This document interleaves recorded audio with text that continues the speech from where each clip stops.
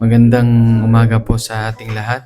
I was given the privilege to um, speak about 1689 LBCF, Chapter 1, Paragraph 8. And bagamat sige, let's pray. Panginoon, kami nagpapasalamat muli sa pinagkaloob niyong pribileyo sa amin upang kami po ay patuloy na mag-aral ng mga bagay na ito. Nagpapasalamat kami, Panginoon, sa mga bagay na ito na inyo pong pinagkaloob sa amin upang amin pong pag-aralan at matutunan po namin ng mas malalim pa ang history ng confessions. We thank you, Lord, again, and we ask for the wisdom, ipagbukas ang aming mga puso at kaisipan sa mga bagay na ito upang patuloy na lumago kami, Panginoon, sa pagkakilala sa inyo. We ask all these things in Jesus' name we pray. Amen. So, na-send ko ba? Ay, okay. So,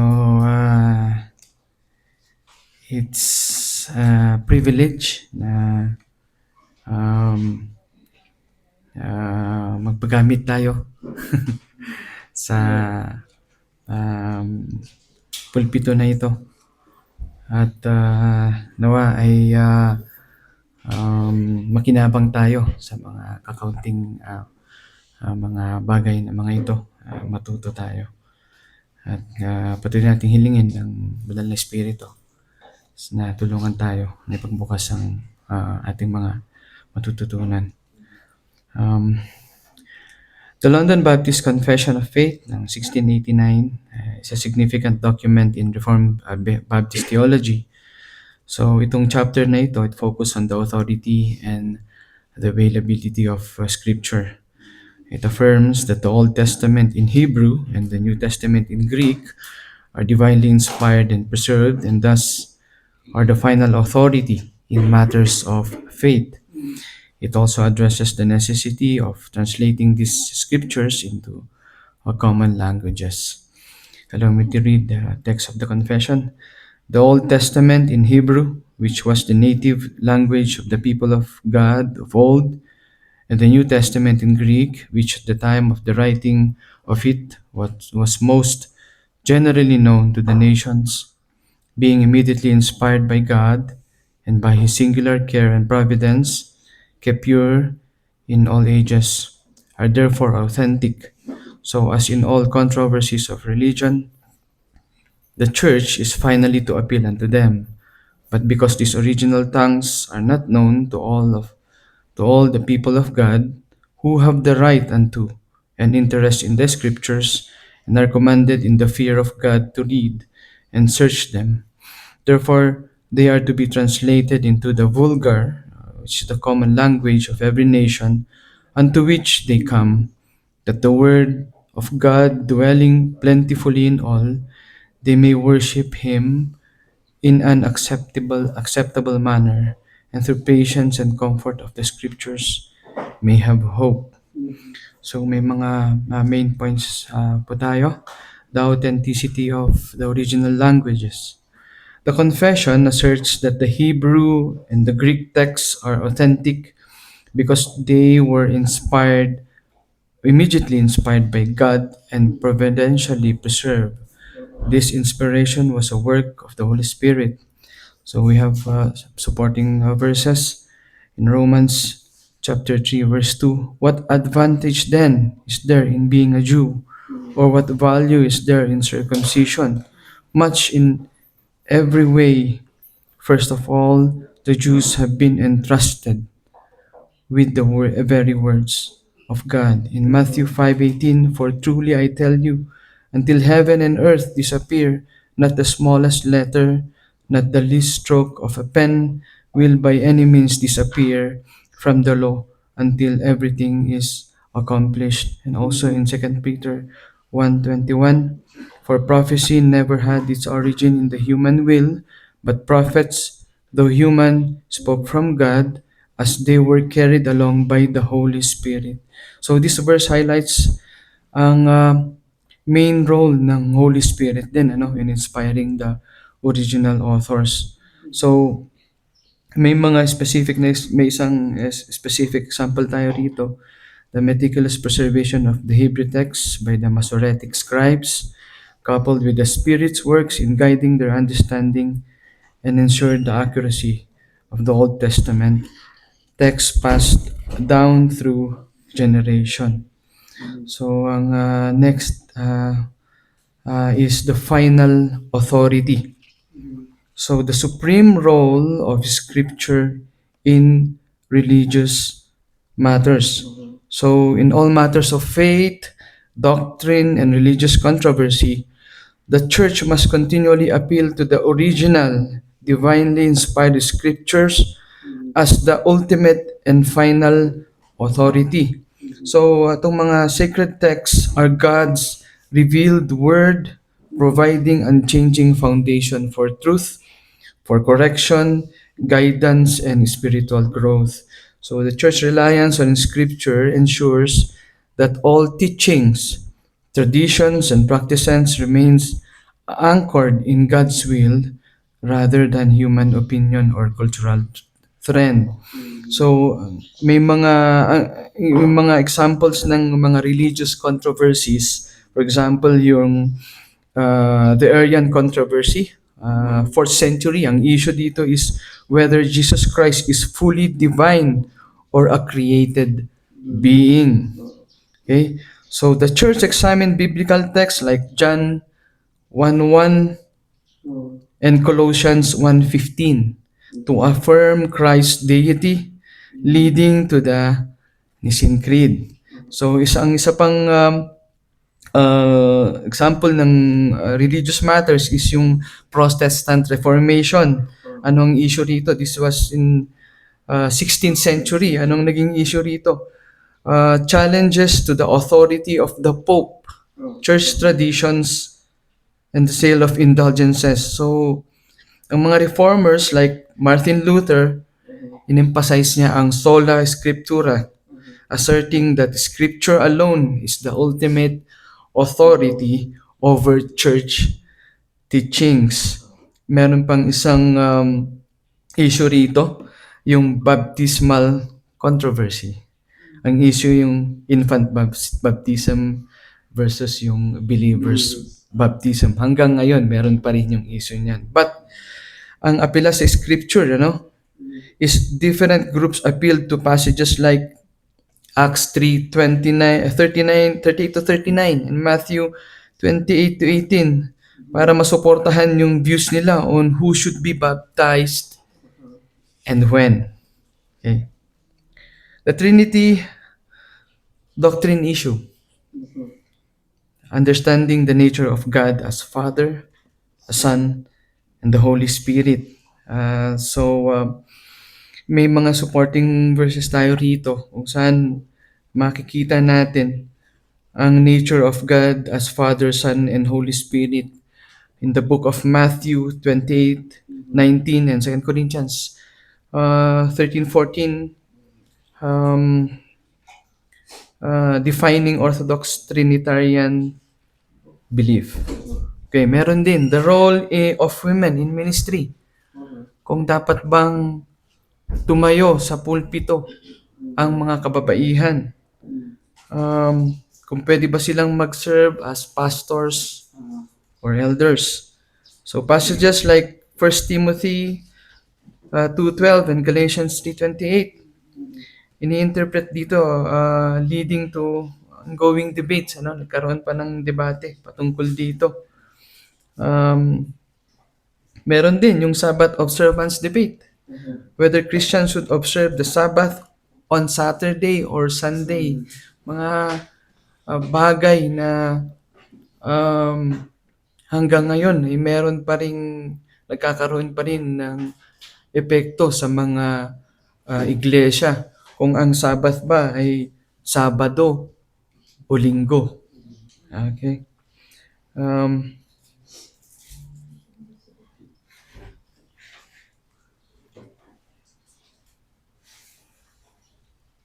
so, ang mga ito ay um,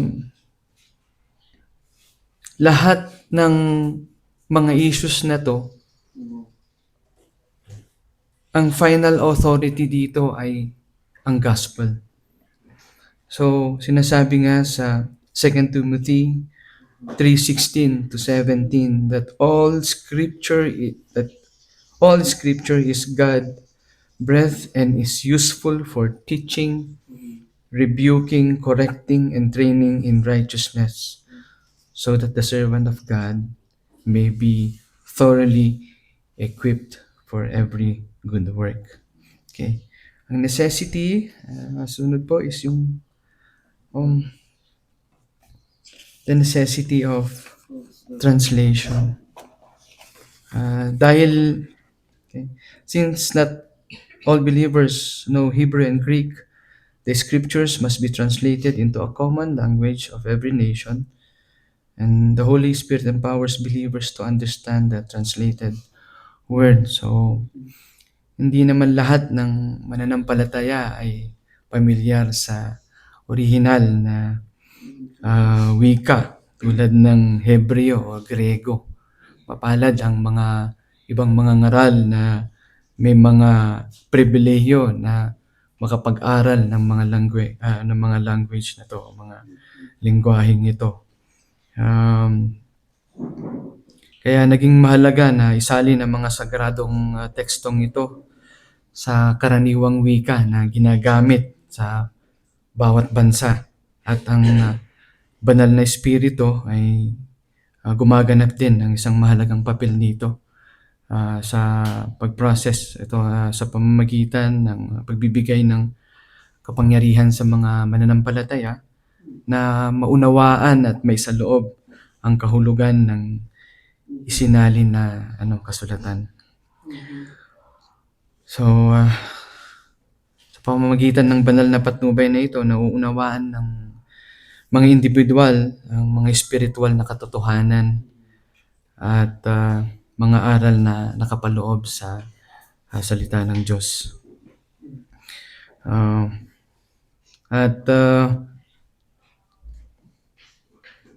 Nakakatulong ito na mapanatili ang integridad ng banal na kasulatan habang ginagawa ito ng may kaugnayan. Nauunawaan ng mananampalataya sa buong mundo. Kaya can you imagine yung gawin kong example, yung nanonood tayo ng sabihin na natin isang pelikula at merong subtitle. So, kung minsan nakakalito rin. Tinitignan natin yung ginagawa, yung napapanood natin, tapos nakatingin din tayo dun sa subtitle. No? So, hindi naman natin kailangan pag-aralan yung subtitle.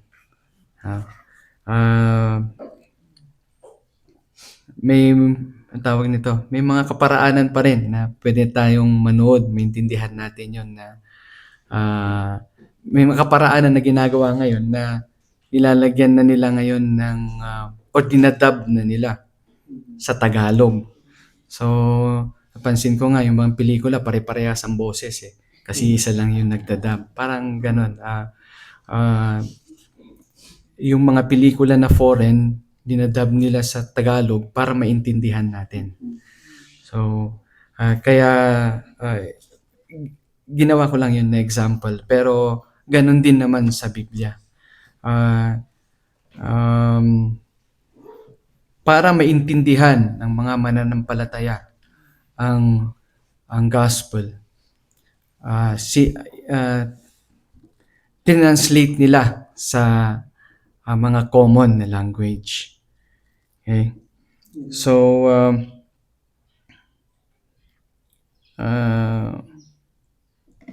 nawala na ako. Okay, purpose of translation. Okay. Yung isa pang specific na example si Martin Luther. Anong ah, translation ng German Bible, ano? So, itong mga to is yung translation niya naging accessible sa mga ordinary na German. At naging ano, malaking role ito ano sa pag-spread ng Reformation. Naging encouragement doon ito na ang pagbabasa ng Biblia personally. May isang example dito, si Ulfilas, tinranslate niya ang Bible into Gothic para maintindihan din ng um, mga kababayan niya. So he is best known for translating the Bible into Gothic, the language spoken by the Gothic people, who were a Germanic tribe living in parts of Europe at that time.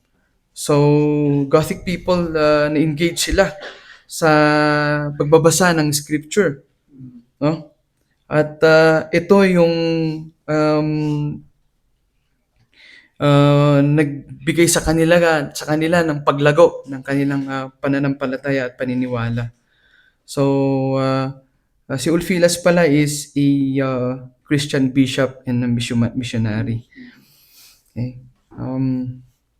Ang purpose of translation so that all may access the Word of God, worship acceptably, and have hope through the Scriptures. The Spirit illuminates the translated the Word, enabling applications, understanding and application.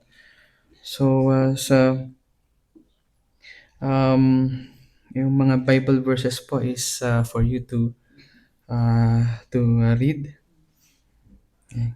Arguments for the authenticity of the original languages. Uh, Divine inspiration and preservation.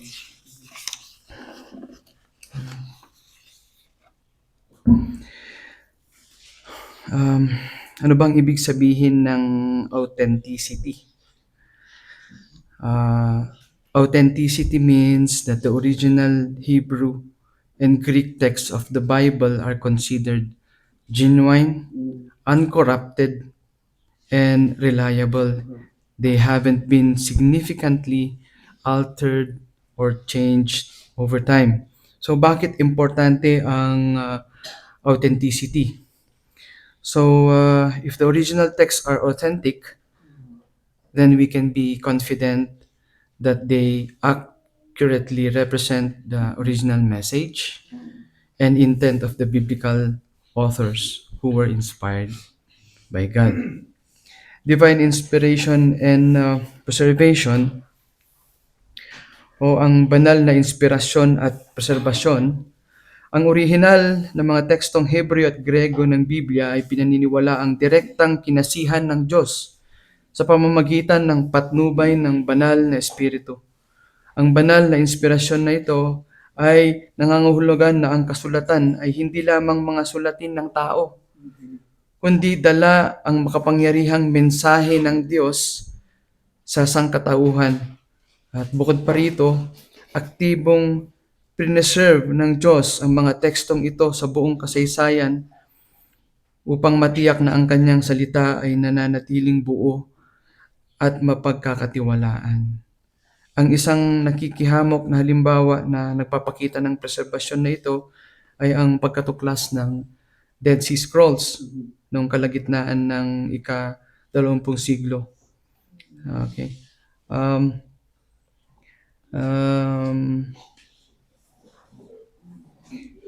So, isa lang yun sa isang example, sa example ng ebidensya, no? Na preserve ang Hebrew text over 1,000 years. So, the final authority, these texts serve as the final authority in religious controversies, underscoring their foundational importance and reliability. Example, when interpreting complex theological doctrines, among scholars meticulously examine the original Hebrew and Greek texts, ensure that their understanding aligns with the inspired word of God. So, yung nga, ang original na text, Hebrew and Grego, ay ito ang may hawak ng pinakamataas na authority sa mga bagay ng ah, pananampalataya at doktrina. So nagsilbi rin itong final authority kung saan sinusukat ang lahat ng mga turo at interpretasyon ng relihiyon. At dahil ang mga pagsasalin at interpretasyon ay maaaring paiba-iba or mag-iba-iba, ang mga scholar o mga theologians ay bumabaling sa original na wika upang linawin ang complicated or komplikadong konseptong theological. So, binibigyan din ng pangunahing papel na ito ang kahalagaan ng original na tekstong bilang sukdulang pinagmumulan ng katotohanan at patnubay para sa pananampalatayang Kristiyano. So number 3, foundation for translation. They serve as the basis for our accurate translations, ensuring that the messages or message of God is faithfully conveyed to all people. So, ang isang example nito is yung Bible translators rely on the Hebrew and Greek text as their primary source, consulting a range of resources and expertise to produce translations that are both accurate and accessible to contemporary readers.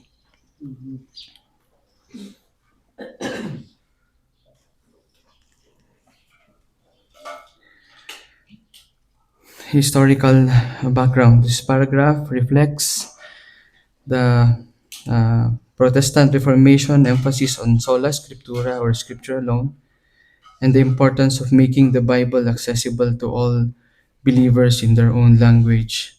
So the Reformers believed that the Bible was the ultimate authority and everyone should be able to read and understand it for themselves. So si John Wycliffe's translation, Wycliffe, ang translation na of the Bible into Middle English in the 14th century, though predating the Reformation, foreshadowed the Reformers' commitment to making the scriptures available to the common people, challenging the church's exclusive control over biblical interpretation. Let's proceed to comparison to other confessions. So dito, pagko-compare natin ang confession ng Westminster Confession of Faith at ang London Baptist Confession of Faith. So,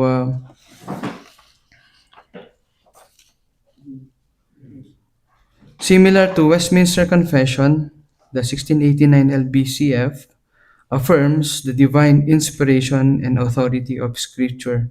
However, the 1689 London Baptist Confession of Faith places a greater emphasis on the necessity of translating the Scripture into a vernacular reflecting the Baptist commitment to individual access to the Bible and the Spirit's role in enabling understanding. So, the 1689 London Baptist Confession of Faith naman shares much in common to the Westminster Confession regarding the divine inspiration and authority of Scripture. So both confessions strongly affirm that the Bible is God's Word, fully trustworthy and the ultimate standard for faith and practice. However, the 1689 LBCF places a special emphasis on the necessity of translating the Scriptures into the everyday language of the people, the vernacular. So this emphasis reflects the Baptist conviction that every believer should have direct access to God's Word without needing a mediator, allowing individuals to read, to understand, and respond to Scripture personally. The 1689 LBCF highlights the essential role of the Holy Spirit, enabling believers to comprehend the Bible rightly. In contrast, while Westminster Confession also values Scripture highly, it is often understood within a more corporate framework of church authority and responsibility. Each believer to interpret authority. The 1689 focus on personal access underscores the Baptist emphasis on individual conscience and the right and responsibility of each believer to interpret Scripture for themselves under the Spirit's guidance. So halimbawa, parehong sumasang-ayon ang mga um, confessions sa kahalagan ng banal na espiritu o banal na kasulatan, ngunit ang paggigiit ng LBCF noong 1689 sa personal na pag-unawa ay nagbibigay diin sa prioridad ng mga Baptist na individual na pananampalataya at direktang makipag-ugnay direktang pagkikipag-ugnayan sa Diyos. So hinihikayat sa pamamarang ito ng ang mga mananampalataya sa aktibong paggamit ng banal na kasulatan. Nagtitiwala sa banal na espiritu na magbigay liwanag sa kahulugan nito. So,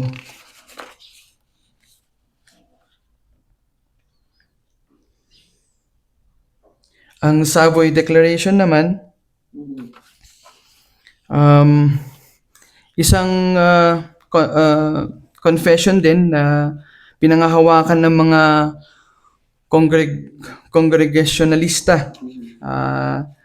Nagpapatunay din sa otoridad ng banal ng kasulatan at kinikilala ang kahalagahan din ng pagsasalin ng Biblia para sa paggamit ng mga tao. Ang 1689 ay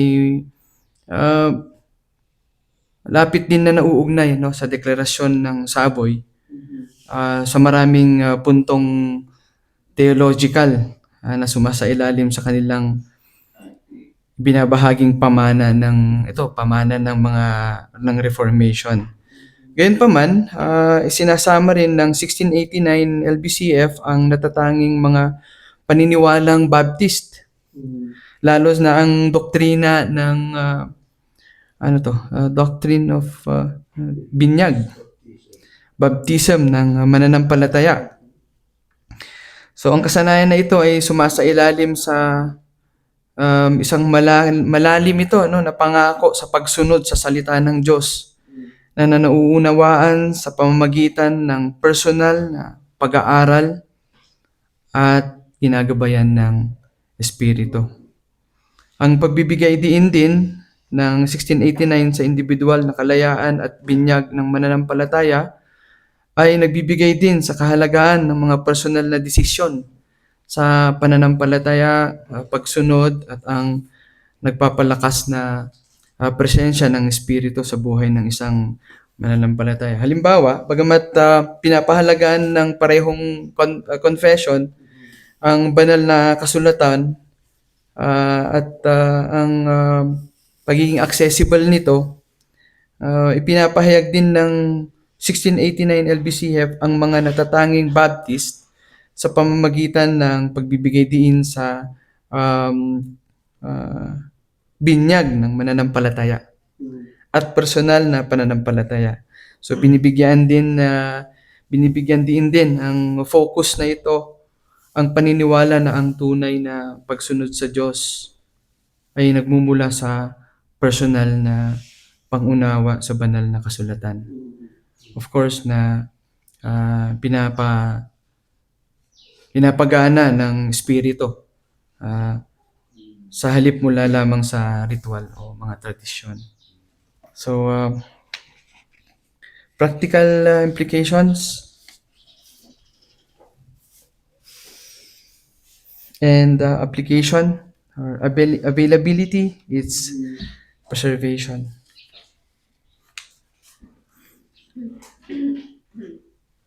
The 1689 London Baptist Confession of Faith affirms that God has faithfully preserved His Word throughout history, keeping it pure and uncorrupted. So, this assurance of divine preservation encourages believers to place full trust in the scriptures we have today, knowing that the Bible they read is reliable reflection of the original inspired text. So, um, example, the discovery of ancient manuscripts such as the Codex Sinaiticus and the Codex Vaticanus, both of these 4th century manuscripts contain nearly complete copies of the New Testament, and their close arrangement with later copies demonstrates the careful transmission of the biblical text over centuries. So, these manuscripts provide tangible proof that despite the passage of time, the essential content of the New Testament has been preserved with remarkable accuracy. So we mentioned earlier the Dead Sea Scrolls. Also, the work of the Masoretes between the 6th and 10th centuries is vital evidence of preservation. So they developed meticulous methods for copying the Hebrew scriptures, including detailed notes on pronunciation and spelling. And this is to ensure that the text was transmitted without error. So, also, the existence of the Septuagint, the ancient Greek translation of the Hebrew scriptures. So together, these examples demonstrates how God had providentially safeguarded His Word, allowing believers today to read and rely on the Bible with confidence in its authority and authenticity. The confession affirms that God has kept His Word pure through ages. So this should encourage believers also to trust the scriptures we have today. Necessity for translation o ang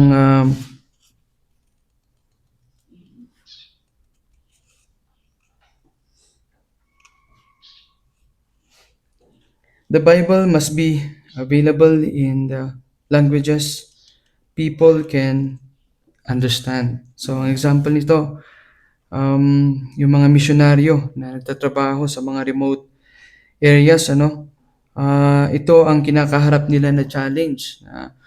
Uh, yung i-translate ang Bible sa mga languages na wala pang translation ng Bible. So, ito nire-require sila na mag-aral ng lingwahe na kung saan sila nagmimisyon, no? Pati ang kultura ng mga tao na kung saan sila ay nagsisilbi. So, dito ay um, malaki ang um, tulong o gawain ng banal na espiritu.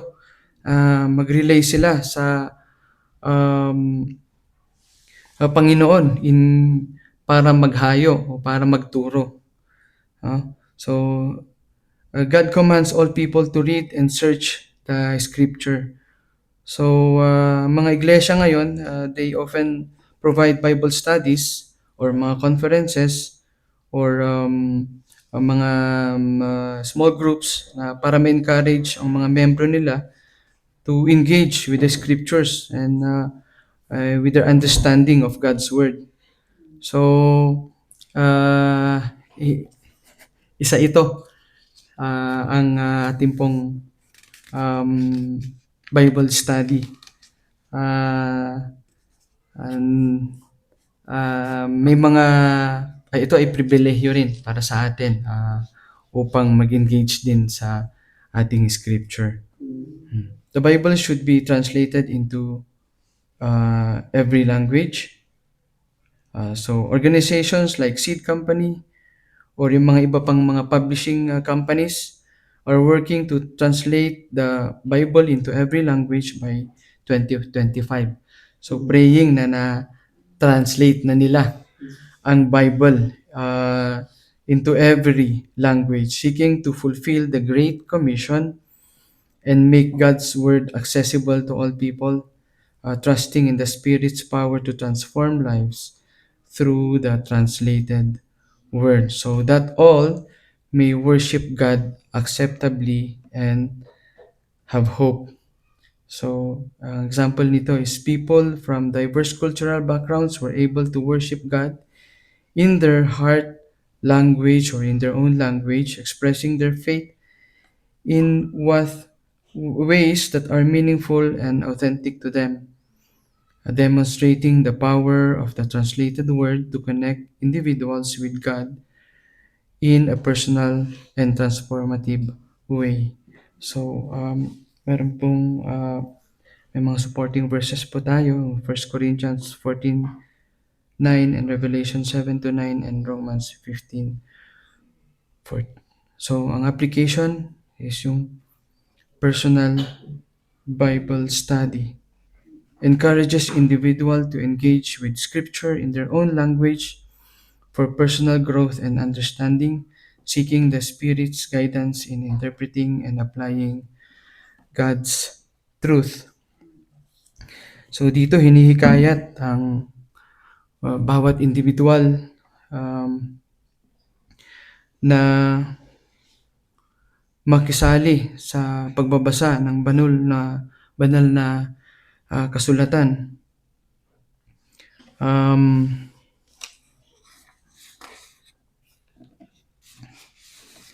So let's encourage ourselves na magkaroon tayo ng personal na devotion o personal na oras sa pagbabasa ng banal na kasulatan. A believer commits to reading a chapter of the Bible each day, praying for understanding and seeking to apply its truth to their daily life, trusting the Spirit will illuminate the text and empower them to live according to God's will. So missionary work justifies and motivates the translation of the Bible into various languages for evangelism and discipleship, recognizing that the translated word is a powerful tool for reaching the lost and building up believers in their faith. So, a missionary supports a local translator in their work of translating the Bible into the local language. So, may mga misyonaryo na may mga may mga host sila sa kanilang mga mission field na, for example, yung mga English speaking na mga missionaries ay meron silang mga translator. So parang yung mga Korean pastors dito sa Pilipinas, kailangan nila ng translator, no? So parang ganun sa mga mission work, kailangan talaga nila ng mga translator na katulungan nila sa paghahayo nila sa mga lugar na kanilang sa mga mission field nila. Para maging effective din yung kanila pong pagtuturo. So theological education informs the approach to biblical interpretation and the training of pastors and teachers, emphasizing the importance of sound hermeneutics and a reliance on the Spirit guidance in understanding and applying the scriptures. For example, a seminary curriculum includes courses on biblical languages and hermeneutics, equipping students with the tools they need to interpret the Bible accurately and faithfully, while also emphasizing the importance of prayer and reliance on the Holy Spirit in their study of God's Word.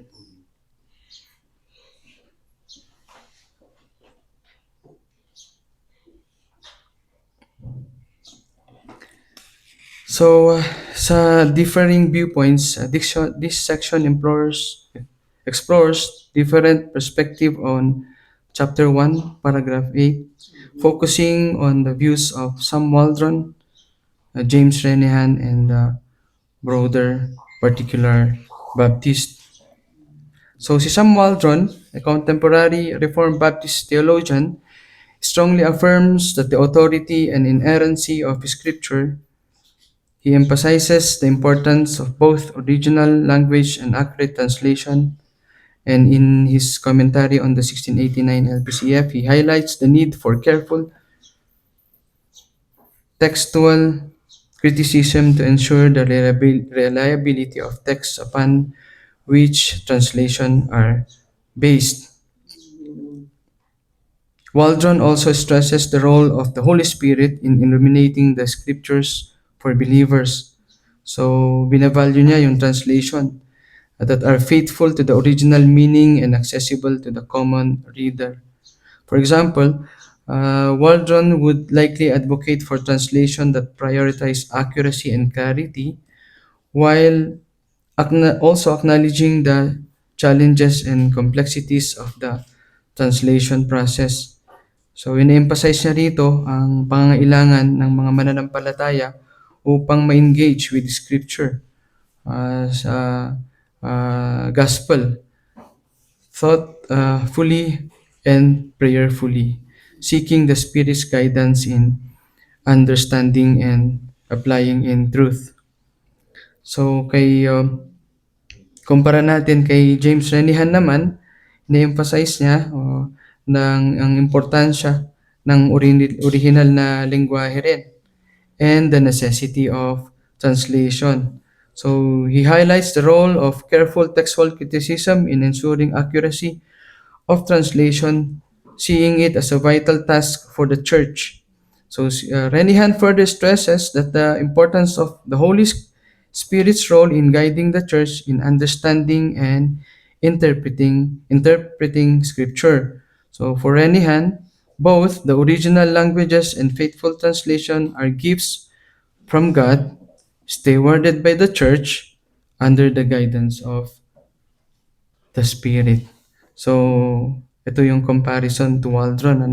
Both Waldron and Renihan share a high view of Scripture and emphasize the importance of both the original languages and faithful translation. However, Renihan may place slightly more emphasis on the historical and communal aspects of biblical interpretation, stressing that the role of the church is discerning the meaning of scripture, in discerning the meaning of scripture under the Spirit's guidance.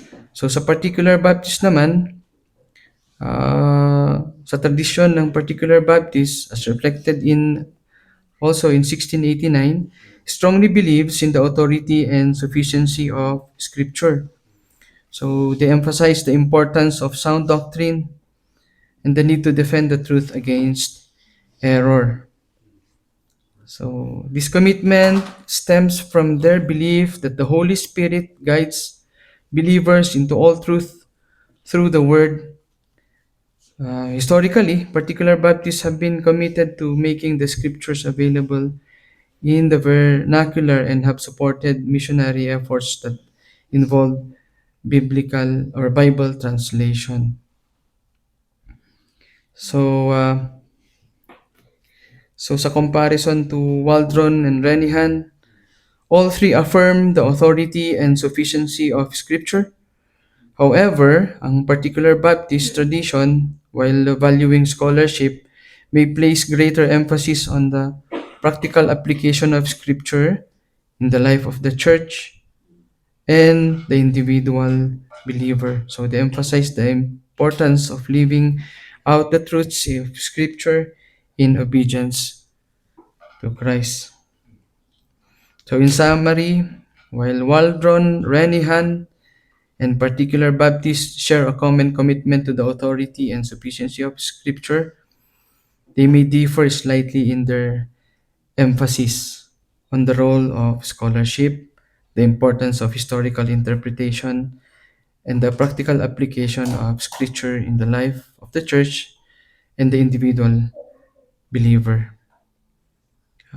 So these differences, however, are nuances within a broader agreement on the foundational importance of God's Word. So these are some concerns about emphasizing Bible translation. Um, will people stop studying the original language? Ang concern, some worry that if we focus too much on translation, people might stop learning Hebrew and Greek, the languages the Bible was originally written in. Knowing these languages can give you a deeper, more accurate understanding of the Bible. If people only read translation, they might miss some of the original meaning. So, ito na yung isa kong nai-translate, ay nai-example kanina. But while studying the original languages is great, it's not necessary for everyone. God has made sure we have good translation so that everyone can understand the main message of the Bible, even if they don't know Hebrew or Greek. The goal is to make the Bible accessible to all and not to discourage advanced study. So meron pang isa, can we be sure our Bibles are accurate? So some people point out that the ancient copies of the Bible we have aren't all exactly the same. So nagkakaroon ng question ito, can we be sure? Alam ba natin na yung translation is the exact copy o yung doon sa original, no? So critics may say that these differences make the Bible unreliable. Unreliable siya.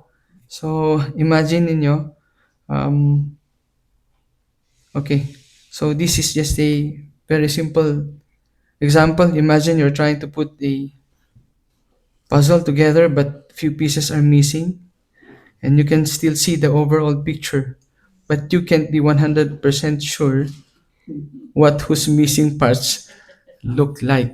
O nga naman, ano? Um, na, na-experience ko to kasi may mga puzzle ako noon. So, bumalik lang sa akin. May mga puzzle kami noon na pinapadala si mother yung 1,000, 1,500 pieces na puzzle. So, wala pa akong masyadong pinakabibisihan noon. So, nagagawa ko yon. And then, merong nawawalang mga parts na mga dalawang piece or isang pirasong puzzle. So, ang ginagawa ko, fine-frame ko pa rin siya, nilalagay ko pa rin sa wall. At ang una nila nakikita, yung missing piece, hindi yung the whole picture. So, sabi nila, ba't kulang? Ba't kasi tinitignan mo yung kulang? Tignan mo yung picture, yung kabuuan. Kasi kung yung part, yung clouds lang naman nang walang isang part doon na puti or yung blue sa sky, yun ang napapansin nila. But look at the whole picture. At may imagine mo rin naman kung ano yung kulay o ano yung itsura ng isang puzzle na yun. Okay? So, our translation influenced by the translator's option. So, ang concern dito, translating, ah? Ah? Ay, opinion. Sorry. Nawala ako. Translator's opinion. Okay. The concern, translating is not always straightforward. Sometimes translators have to make choices about how to word things, in their own beliefs and opinions might influence those choices. This could lead to translations that are slightly biased in one direction or another. So example, imagine someone writing a story about a historical event. Their own opinions about that event might influence how they write about it. Similarly, a translator's belief could subtly influence how they translate the Bible. But good translation teams try to be as objective as possible. They use multiple translators from different backgrounds, and they have others review their work to catch any potential biases. Also, the existence of many different translations allow readers to compare them and get a more well-rounded understanding. So in short, these are some valid concerns, but there are good answers to them. We can have the confidence in the accessibility and reliability of our Bible. So, in conclusion, therefore, brethren, let us hold fast to the faithful word, acknowledging its divine origin and preservation.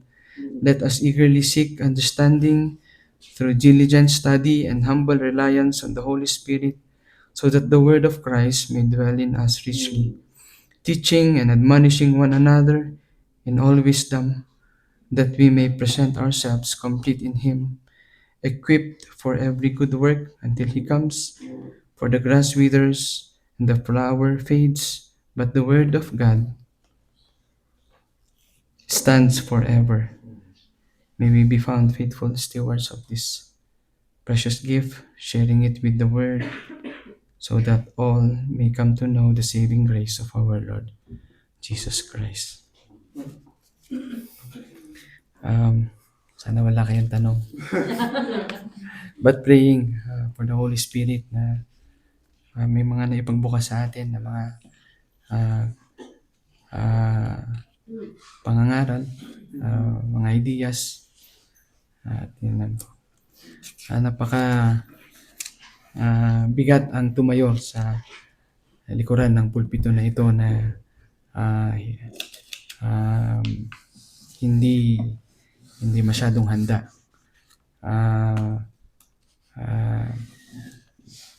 At nagpapasalamat pa rin ako sa pribilehyo na may share ang mga bagay na ito sa inyo.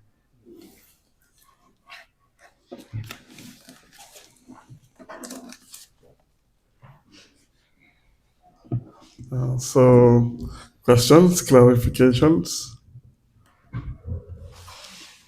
Di ba, Pastor, may Google Translate na?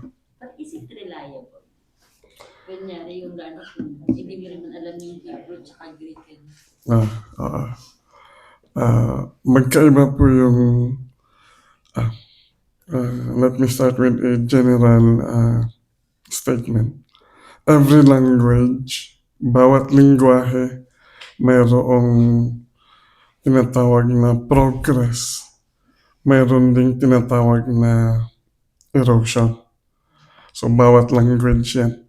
Like for example, ang Tagalog pa lang. So, kung may reference book kayo nung grade 1 kayo, tatawanan nyo ngayon. It's either nag-erode siya dahil nag-progress na tayo. So, ganun sa bawat lingwahe. So, we need to understand that when the writers, during their time, ang mga translators ngayon cannot base their own understanding for translation based on what or how they understand the word today. But they need to understand it the way it was written during that time. So, ang lawak ng gap na tinatawid. So, they need to have the mind of Abraham. Bakit niya sinabi yun? O yun ang ginamit niyang word. And so, together also with the rest of the authors of the scriptures. And so there's a science or there's a branch of study on translations and linguistics or linguists.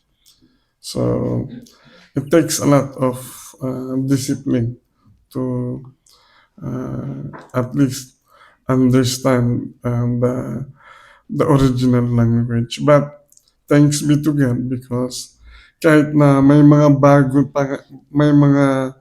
part ng scriptures at language ng scriptures na hindi pa natin buong nauunawaan, but we can have already a general consensus on the vital and important doctrines and teachings of the scriptures.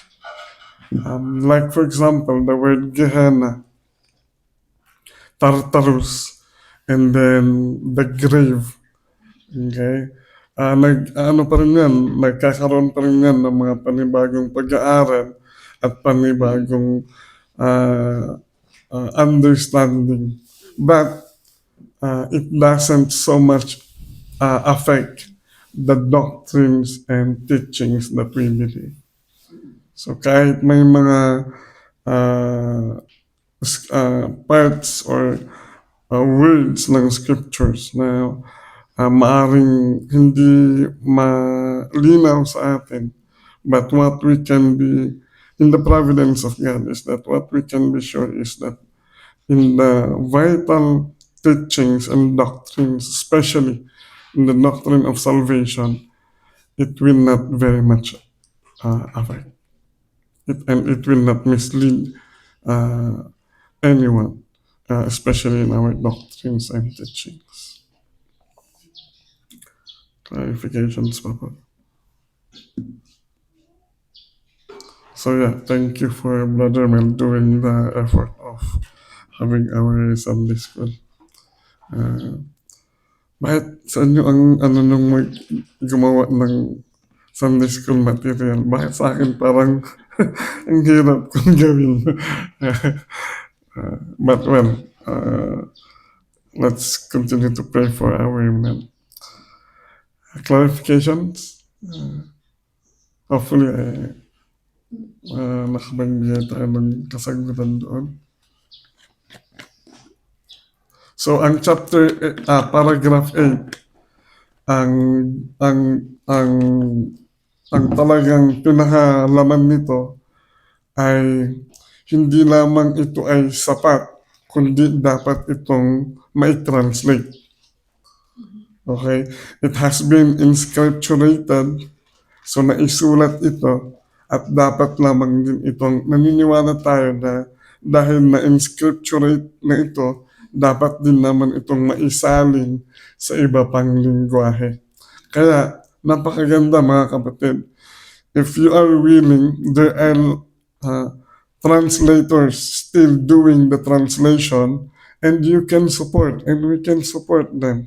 That's being part of the kingdom-minded, being part of the kingdom, na tumutulong tayo, nagiging kaparaanan tayo ng Panginoon upang magpatuloy na maisalin sa lingwahe ang salita ng Panginoon. Hindi ba itong napaka-granding layunin at tustusan natin ito mga kapatid? Kung hindi natin matustusan bilang isang iglesia, I do believe matutustusan natin ito bilang isang individual. You can participate. There are lots. We have one dito sa Pilipinas. Translators Associations in the Philippines. Nandyan sa Manila. At tinatranslate yan sa lingwahe ng mga Pilipino. Okay. Both the old and then the new. And hindi lang yun. Meron na silang ginawa sa Ibaloy. Nakita nilang mali yung pagkakatranslate. So, what they did was to study it all over again and then have at least a clearer translation on that language or on that tribal language. So, participate on these things, mga kapatid.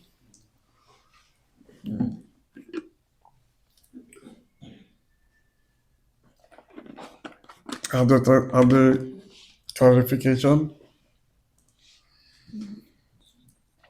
Actually, that's one of my prayers listening a while ago. How I do pray that I could, for one, contribute financially into a translation of the scriptures into all languages.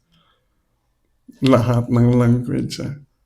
No? Kasi it would be very much biased naman kung, ay, Ibaloy ako, so dapat sa Ibaloy lang ako. May mga hinirang pa po sa bawat sulok ng mundo.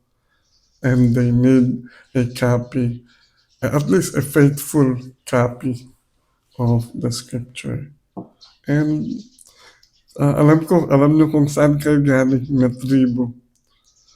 Pray that the Lord would open and give men and women who would have the dedication to translate the scriptures into that tribal language. Okay. Pray really.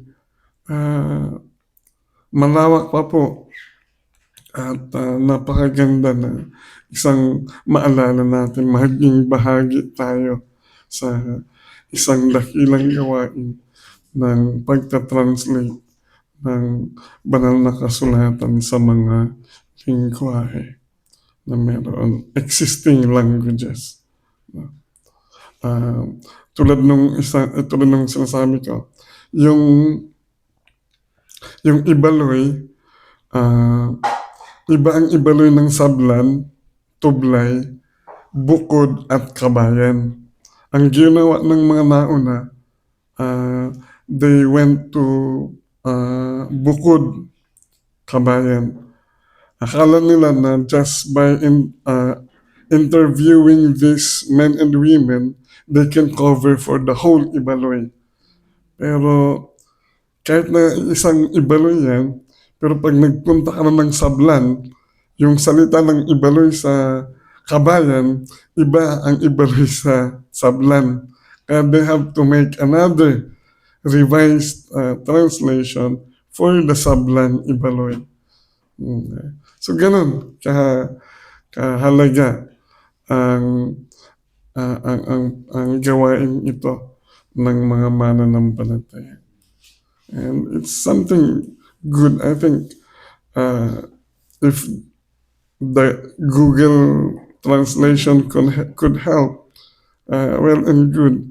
Pero there will be some variations because in every generation, language progresses and language erodes. Okay, I think we praise God for that Sunday school. Hopefully, it has helped us understand one of the great teachings that we have, Sola Scriptura. Manalangin po tayo. Maraming salamat, O Panginoon, sa inyong mga salita at sa pagkakataon na amin ding mga baliktanaw ang aming confession patungkol dito. Pagpalain nyo nga po ang mga mumunting nahagip namin at magsilbi itong kalakasan, pagpapatibay sa aming mga pananampalataya. Purihin ka, O Diyos, sa pangalan ni Jesus. Amen.